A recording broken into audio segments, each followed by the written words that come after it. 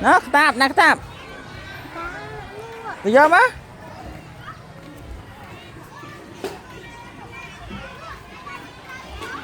Ta. Ta. Nó làm bên đây nè.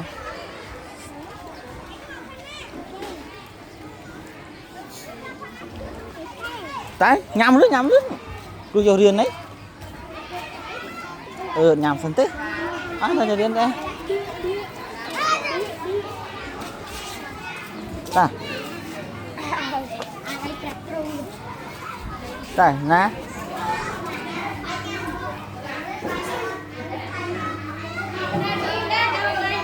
Lấy đăng á.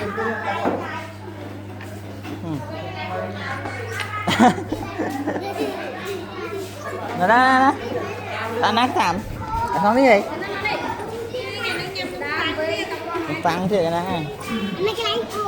Lấy nè cho đại nè. Lấy nè. Lên như kia. Nó cứ sống kìa. Này, tật.